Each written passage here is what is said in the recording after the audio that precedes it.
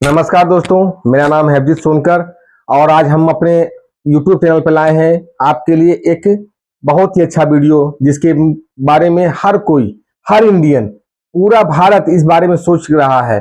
आज और वो विषय है कि ऑपरेशन सिंदूर आखिर रुका क्यों?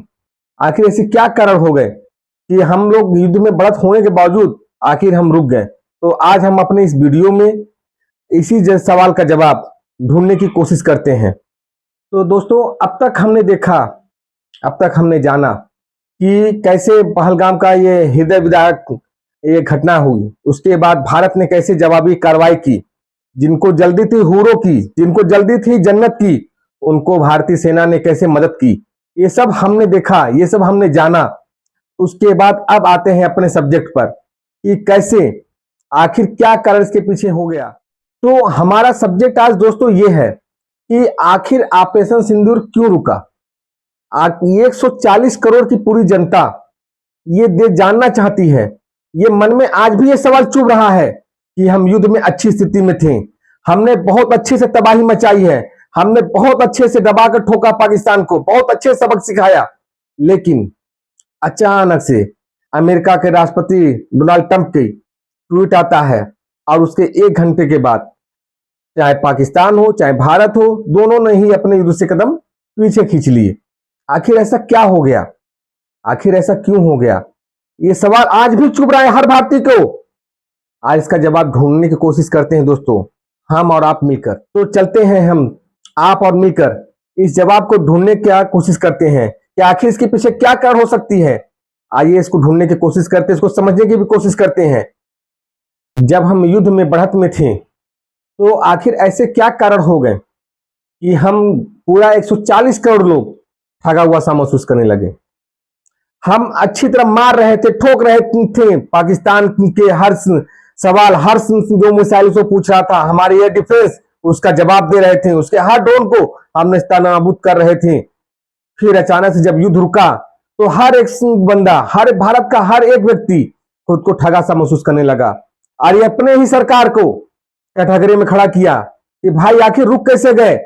हम जब इतनी अच्छी हालत में थे, हम पाकिस्तान को और क्यों नहीं मारे, क्यों नहीं मारे? और हम यही सवाल का जवाब ढूंढने के लिए आज हम अपना ये सब्जेक्ट लेकर आए हुए हैं दोस्तों। तो जानते हैं सबसे पहले पहला कारण क्या हो सकता है इसके पीछे। तो देखिए दोस्तों, पहला कारण जो हम लोगों ने काफी सोचा समझा, तो उस पर आते हैं कि देखिए, कोई भी परमाणु शक्ति संपन्न देश, कोई भी हो, अगर वो परमाणु शक्ति संपन्न देश है तो उसे अंततः हम गुलाम नहीं बना सकते हैं। हम क्या, सुपर पावर खुद को कहने वाले अमेरिका भी नहीं बना सकता, रसिया भी नहीं बना सकता, चीन भी नहीं बना सकता। जो भी देश परमाणु शक्ति संपन्न हो चुके हैं उनको कभी भी गुलाम बनाया नहीं जा सकता। आप अपने गुस्से को, आप अपने रोष को, जो पहलगाम में इंसिडेंस हुआ या फिर पाकिस्तान जो अब तक हमारे साथ करता आया हुआ है, उसको हम देखते हुए एक चीज समझिए कि हमारे मन में रोष तो बहुत है, लेकिन कहीं ना कहीं समझदारी से भी काम लेना होगा कि हम एक परमाणु शक्ति संपन्न देश को कभी भी गुलाम नहीं बना सकते। हाँ, हमारे मंशा जरूर हो सकती है, पर सच्चाई तो यह है कि अंततः वो परमाणु शक्ति का अगर वो यूज करता है तो विनाश का वो दृश्य सामने आएगा जिसे देखने के लिए शायद हम और आप इस धरती पर रहे ही ना। इसलिए मैं कहता हूं सबसे पहला कारण यही है कि किसी भी परमाणु शक्ति संपन्न देश को कभी भी झुकाया या फिर आप समझ लीजिए कि उसे गुलाम नहीं बनाया जा सकता, उसे हराया ही नहीं जा सकता। इसीलिए हर एक देश चाहते हैं कि वो परमाणु शक्ति संपन्न हो जाए, क्योंकि ये उनकी सुरक्षा के लिए सबसे पहली शर्त होती है। इसीलिए कह रहा हूं कि परमाणु शक्ति संपन्न देश अगर है कोई भी आपका दुश्मन, तो उसे कभी भी हराया नहीं जा सकता। इस सच को हमें स्वीकार करना होगा और युद्ध रुकने का एक कारण यह भी हो सकता है। तो देखिए दोस्तों, दूसरा कारण जो हमने समझने की कोशिश की उसको उदाहरण से समझना पड़ेगा। देखिए, अभी हमारे जो विश्व में जो पटल पे चल रहा है, दो युद्ध काफी चर्चा में है।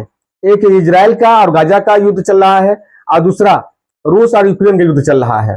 पहले बात करते हैं इजराइल की। इजराइल जिससे लड़ रहा है उसके पास ना ही कोई आधुनिक सेना है, ना ही कोई नेवी है, ना ही कोई एयरफोर्स है, फिर भी मात्र 40 वर्ग किलोमीटर का क्षेत्र कब्जा आज तक वो 1 साल में नहीं कर सका, जबकि उसको लड़ने का बहुत ज्यादा अनुभव है। आधुनिक वारफेयर में हम कहते हैं कि इजराइल को हराना इतना भी आसान नहीं है, लेकिन फिर भी वो लड़ाका अभी भी युद्ध में उलझा हुआ है। अब बात करते हैं महाशक्ति रसिया की, जो यूक्रेन से लड़ रहा है। 3 साल हो गए हैं। उसे मानता हूं कि पश्चिमी क्षेत्र, पश्चिमी देश जो आपके हैं वो हेल्प कर रहे हैं, लेकिन फिर भी आज भी वो यूक्रेन से को हरा नहीं सका, यूक्रेन को घुटने के बल नहीं ला सका। आप खुद सोचिए कि इन 3 सालों में, चाहे ये आपका यूक्रेन रसिया वार हो, चाहे आपका इजराइल और गाजा का वार हो, इन बीच में आप खुद दिमाग से आपने सोचिए कि क्या इनके वहां का विकास की जो जितनी परियोजनाएं चल रही थी आज भी चल पा रही हैं? कोई बाहर का इन्वेस्टर चाह रहा है कि हम यहाँ पे अपना इन्वेस्ट करें पैसा? नहीं चाह रहा होगा, बल्कि हर एक रात इन देशों में डर का माहौल होगा। डर का माहौल इसलिए होता होगा अपने इनके देशों में कि कब क्या हो जाए कोई ठीक नहीं, कोई अनिश्चितता नहीं, कोई मतलब निश्चित चीज नहीं है कि आज हम जी रहे हैं तो कल हम जिएंगे कि नहीं जिएंगे, कोई निश्चित चीज नहीं बता सकता आपको। आप खुद सोचिए कि रसिया जैसा महाशक्ति, आपको उसको भी कितना नुकसान उठाना पड़ा। आप खुद देखिए, इजराइल भी कितना नुकसान उठा रहा है अभी भी।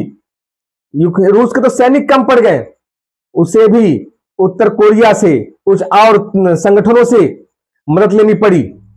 इसीलिए दोस्तों, कभी भी युद्ध को लंबा अगर खींचेगा तो दोनों पक्षों को बहुत ही बुरी तरह नुकसान होगा। आप रूस और यूक्रेन का जो वार है, आप इजराइल और गाजा का जो वार है, उससे हम सबक ले सकते हैं। इसलिए हमको यही चाहिए होता है कि हम मारे, तगड़ा मारे, और इतना तगड़ा मार दे पहले ही कि जो भी हमारा एनिमी है वो घुटनों के बल आ जाए, वो ज्यादा दिन तक लड़ने के स्थिति में रहे ही ना।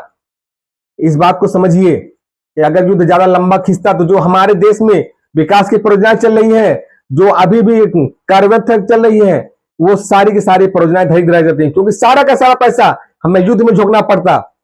कोई भी बाहर का इन्वेस्टर हमारे यहां नहीं आ सकता। और अभी तो हमने कोई जान माल के नुकसान नहीं देखा था, लेकिन हो सकता है कुछ मिसाइलें, कुछ ऐसे जो मिसाइलें थी जो हमारे यहाँ देश में आ जाती हैं और हमारे देश के लोगों को नुकसान पहुंचाती, हमारे सैनिकों को नुकसान पहुंचाती। इसलिए युद्ध का लंबा खिंच जाना ये हमारे लिए बहुत ही ज्यादा दिक्कत वाला खड़ा कर सकता था। इसलिए हमें यही करना था कि सांप भी मर जाए और लाठी भी ना टूटे। हम इस फार्मूले पर गए और जितनी जल्दी हो सके हमने पाकिस्तान को घुटने पर लाने पर मजबूर कर दिया। और वो आदत से मजबूर कि इतनी जल्दी घुटनों पर आया। हमारे बहादुर सैनिकों के द्वारा देखा होगा आपने। तो इसलिए दूसरा कारण यह है कि हम कभी नहीं चाहते थे कि युद्ध कभी लंबा खींचे। बस हमें यह था कि अगर हमारा भारत वो देश नहीं रहा कि अगर आप एक गाल पे तमाचा मारोगे तो हम दूसरा गाल आगे कर देंगे, ना भाई, छील के रख देंगे। अब यही मैसेज पहुंचाना था कि अब तुम अगर हमारे ऊपर कंकड़ से भी वार करोगे तो हम आपके ऊपर पहाड़ मारकर वार करेंगे। कोई पत्थर ही नहीं, हम एक पहाड़ मारकर वार करेंगे आपके ऊपर। हमें यही पाकिस्तान को सबक सिखाना था इसको, और इसको करने में हम बहुत ही जल्दी कामयाब हो गए। इसलिए दूसरा कारण यह था कि हम चाहते ही नहीं थे कि युद्ध को ज्यादा लंबा खींचा जा सके। तो जैसे ही पाकिस्तान घुटने पर आया वैसे ही हमने भी कहा चल भाई ठीक है, मान जाते हैं, क्योंकि हमें भी अपने देश का विकास करना है। भूखा नंगा पाकिस्तान के पास खोने के लिए कुछ है नहीं, हमारे पास तो हमने बहुत कुछ अचीव कर लिया है। हम बहुत तेज बढ़ती हुई अर्थव्यवस्था है। हम क्यों चाहेंगे कि भाई कि हम फालतू झगड़े में पड़कर, हमको जो करना था, हमने जो सबक सिखाना था, हमने सिखा दिया। यही कारण है दोस्तों कि पाकिस्तान इतनी जल्दी घुटनों पर आ गया। सबसे अमेरिका से, जितनी चाइना से, बाकी तुर्की से मदद की भीख मांगने लगा। और देखिए जब आपका समाप्ति घोषणा हुई तो भारत के प्रधानमंत्री ने नहीं, पाकिस्तान के प्रधानमंत्री ने इन सारे देशों को थैंक यू बोला। लेकिन भारत रुकना नहीं चाहता था, लेकिन भारत को अपने भी नागरिकों को देखना पड़ता था। तो दोस्तों, हमने अपने लाइफ से जाना ये चीज। तो दूसरा कारण यह हो सकता है कि हाँ, युद्ध में फंसे हुए देश से कभी इकोनॉमिक ग्रोथ नहीं कर सकती है और उसके नागरिक भी असुरक्षित रहते हैं। इसलिए इस युद्ध को कभी भी लंबा नहीं खींचा जा सकता है। इसलिए जब युद्ध समाप्ति की घोषणा हुई तो सबको ये चीज दिमाग में रखना चाहिए कि भारत सरकार ने जो भी फैसला लिया है वो हमारे हित के लिए था। अभी तक हम कोई डैमेज नहीं, अभी तक हमारे का कोई एसेट का डैमेज नहीं हुआ था। और यही हमारे सबसे अच्छी बात थी कि सही समय पर हमने युद्ध रोककर अपनी इकोनॉमी भी बचाई, अपने लोगों को भी बचाया, अपने सैनिकों को भी बचाया। तो दूसरा कारण यह है दोस्तों, जो हम लोगों ने समझने की कोशिश की है कि हाँ, इस कारण से भी युद्ध रुका होगा। आइए समझते हैं तीसरा कारण। तो दोस्तों, तीसरा कारण भी समझने की कोशिश करते हैं। देखिए, जब हम पाकिस्तान से युद्ध लड़ रहे थे तब उस वक्त आपने देखा होगा कि तुर्की के दिए हुए ड्रोन, चाइना की दी हुई मिसाइलें हमारे ऊपर आ रही थी। उसे तो हमारे आकाश डिफेंस ने हमको उसे निस्तनाबूद कर दिया। रसिया के दिए हुए S-400 ने डिफ्यूज कर दिया। लेकिन हमें समझना होगा कि उस वक्त जब इन पाकिस्तान की मदद के लिए जब ये तुर्की, चीन थे और अमेरिका के दबाव में आकर कोई भी यूरोपियन कंट्री भारत की मदद नहीं कर रहा था। ऐसे में हमारे कौन से मददगार थे? हमारे मददगार दो सबसे ज्यादा जिसपे हम आंख बंद करके भरोसा कर सकते हैं, पहला रसिया है, दूसरा इजराइल है। लेकिन आप जानते हैं ये दोनों खुद ही युद्ध में उलझे हुए हैं, तो हमारी मदद के लिए नहीं आ सकते थे। इसलिए भारत ने बहुत ही स्मार्ट तरीके से इस युद्ध को आगे बढ़ाया। आज जो भी हमारे गोल थे, हमने उनके एयरपोर्ट उड़ा दिए। एक दो नहीं, पूरे 9 के 9 एयरपोर्ट उड़ा दिए। हाँ, इसकी गिनती ज्यादा भी हो सकती है, लेकिन अब उसको पब्लिकली नहीं किया जा सकता, समझ रहे होंगे आप। हमने उसके एबाउट्स के रिकॉर्ड को भी मार गिराया। हमने उनके कई जेट्स मार गिराए। हमारी एक मिसाइल उनके स्टेडियम पर तक पहुंच गई, उसे भी डैमेज किया। और जो जिनको बहुत जल्दी थी जन्नत पाने की, बहुत जल्दी थी हीरो को पाने की, उसको किस तरह से भारत ने पहले ही प्रयास में उसको कैसे उनकी मदद कर दी और वो ऊपर वाले के पास पहुंच गए। हाँ, अब वो जहन्नुम गए या फिर जन्नत में गए, अब ये तो भाई ऊपर वाले के फैसला ही जाने। हाँ, ऊपर वाले के पास भेजने का काम हमारे सैनिकों ने किया, इसके लिए हम उनके तहे दिल से शुक्रियामंद है। ठीक है, आज जब जब ऐसी कोशिश करेंगे तब तब हमारे देश के वीर सैनिक इसका इसी तरीके से ऊपर वाले के पास भेजने का काम करेंगे। हाँ, जन्नत जाए या जहन्नुम जाए, ये उनका अपना कॉल है। ये देखते हैं दोस्तों, इंडिया ने अपना गोल अचीव कर लिया, तो फिर युद्ध को आगे बढ़ाने का कोई मतलब नहीं बनता था। हम इसी कारण से देखिए युद्ध को बहुत ही शॉर्ट टाइम में हमने लड़ा, पाकिस्तान को अच्छी तरह से धोया और सबक सिखाया। और उसके बाद हम लोगों ने जब युद्ध विराम का उसने घुटने पर आकर माफी मांगने लगा कि भाई गलती हो गई, माफ कर दे, अब तो रहम कर, इतना सारा तो पहले बर्बाद कर चुका है हमारा, और कितना बर्बाद कर गया, क्योंकि उसके मन में डर बैठ गया कि भाई अगर ये 2-3 दिन और लड़ लेगा तो हमारा कितना नुकसान हो जाएगा। और हमें ये चीज ध्यान रखना था कि मान लीजिए कि पाकिस्तान को हमने इतना ज्यादा डैमेज कर दिया अगर, कि हमें उसका डर ही खत्म हो जाता। कभी किसी को इतना मारना चाहिए कि उसके मन में डर आ जाए, लेकिन कभी किसी को इतना भी नहीं मार देना चाहिए कि उसके मन में कुछ खोने का डर ही खत्म हो जाए। फिर वो जब कुछ पाने के लिए आगे बढ़ेगा तो नुकसान हमें भी उठाना पड़ सकता है।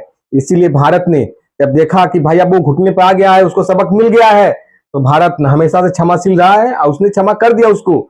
लेकिन इस नॉलेज के साथ, इस संदेश के साथ, तो दोस्तों पहले जब हमने सर्जिकल स्ट्राइक किया, फिर हमने बालाकोट में एयर स्ट्राइक किया, फिर अब समझ लीजिए कि एक तरह से मिसाइल स्ट्राइक था हमारा। अब हम उसको समझाने में कामयाब हो गए कि भाई तू जब भी कुछ इस तरह की हिमाकत करेगा तो हमारा लेवल पे लेवल बढ़ता ही जाएगा, बढ़ता जाएगा, जिसको तू बर्दाश्त नहीं कर पाएगा। और ये बात पाकिस्तान को बहुत जल्दी समझ में आ गई। इसीलिए पाकिस्तान घुटनों पे आकर हमसे रहम की भीख मांगने लगा। और हमें भी ये चाहिए था, और हमने जो किया भी कि उसे ठीक है सबक देकर छोड़ देते हैं। और उसको ये सबक मिल चुका है कि हम जब जब सर उठाएंगे, हिंदुस्तान समझ ले कि जो मिसाइल के रूप में जूता लेकर खड़ा है, जब जब जरूरत पड़ेगी तब तब मारना शुरू करेंगे हम। तो दोस्तों ये था तीसरा कारण कि हमें युद्ध, जितनी जल्दी युद्ध खत्म हुआ, देखिए हम 1 से 2 दिन के अंदर ही अपने सामान्य जीवन में लौट आए। लेकिन देखिए रसिया, और आज रसिया, यूक्रेन और ये आपके इजराइल आज भी लौट नहीं सके हैं। तो आप भारत के सरकार को आप ये इसलिए थैंक यू जरूर बोलिए और उनके साथ में उनके फैसले में स्वागत करिए कि हाँ, हम बहुत ही जल्दी उनको सबक सिखाकर अपने नॉर्मल जिंदगी में लौट आए हैं। तो दोस्तों ये था तीसरा कारण। तो दोस्तों जब पाकिस्तान घुटनों के बल आ गया और हमारा जो गोल था उसे हमने कंप्लीट कर लिया, तो भारत सरकार ने जिस तरह से अपने साहस का परिचय देते हुए, अपने समझदारी का परिचय देते हुए जिस तरह से युद्ध को रोका और हम अपने जीवन में नॉर्मल वापस आ गए, 2 दिन में ही सब कुछ नॉर्मल हो गया। तो दोस्तों हमको जो सबक सिखाना था पाकिस्तान को, वो हमने सिखा दिया। और दोस्तों नीति भी यही कहती है, जिस दुश्मन को हम मार नहीं सकते हैं, जिसको हम जड़ से खत्म नहीं कर सकते हैं, उसको डरा के रखना ही उचित है। और हमने ये डर पाकिस्तान के मन में कहीं ना कहीं बैठा दिया है। अपना जो भी युद्ध का जो भी उस वक्त चल रहा था, पाकिस्तान घबराया हुआ, डरा हुआ, अफसहमा हुआ हर वक्त नजर आ रहा था। आज भी डरा सहमा है और हमने कुछ मास्टर स्ट्रोक और भी खेले हैं। अभी तो आप सोचिए कि ये 3 कारण थे हमने जो समझे, लेकिन आप समझिए कि अभी आपने सुना होगा जिनका भी मन अभी भी असमंजस में है कि भाई ऑपरेशन सिंदूर रोककर भारत सरकार ने कहीं ना कहीं हमें ठग लिया, कहीं ना कहीं हमें मतलब एक तरह से समझिए कि हम खुद को ठगा हुआ महसूस कर रहे हैं। तो मैं उनसे कहना चाहता हूं कि भाई थोड़ा सा सब्र रखा करो। ज्यादा उत्साह में कभी भी कोई भी लिया हुआ डिसीजन अधिकतर मतलब हमें मुश्किलों में ही डालता है। बाकी रही बात पाकिस्तान को और सबक सिखाने की, तो आप जानते हैं ना वो अज्ञात वाले भैया जो आते हैं, जो भारत के दुश्मन होते हैं पाकिस्तान में, आते हैं और ठोकते हैं और निकल जाते हैं। फिर हमारे साथ बलूचिस्तान भी है, जो आप देख रहे होंगे क्या कैसे कैसे वो पाकिस्तान के नाक में दम किया हुआ है। उसके बाद हमारे साथ टीटीपी वाले भी हैं। हाँ, ये किसके कहने पर है, इस पे नहीं जाते हैं भाई, हम कैसे जा सकते हैं उनके पे। भाई उनकी मर्जी है, उनका जो प्रॉब्लम है वो सॉल्व हो रहा है उनका। और हाँ भाइयों, वीडियो देखते देखते कई बार होता है कि हम चैनल को सब्सक्राइब करना भूल जाते हैं, तो प्लीज सब्सक्राइब कर लीजिएगा। आपकी छोटे सी मदद हमारे लिए बहुत बड़ा हौसले का काम करती है, तो कृपया चैनल को सब्सक्राइब जरूर कर लीजिएगा। बाकी रही बात कूटनीति की, वो लड़ाई तो भाई हमेशा चलती रहेगी, वो बस दस्तूर चलती रहेगी। तो दोस्तों, आज के हमने वीडियो में जानने की कोशिश की कि आखिर ऑपरेशन सिंदूर के रुकने के क्या वजह, क्या कारण हो सकते हैं। तो अगर आपको वीडियो जरा सा भी इंफॉर्मेटिव लगा हो तो लाइक करें, शेयर करें, कमेंट करें और अपने सुझाव हमें भेजें, ताकि हम और भी अपने आप को इम्प्रूव कर सकें। तो दोस्तों, इसी के साथ विदा लेते हैं वीडियो में। जय हिंद, जय भारत।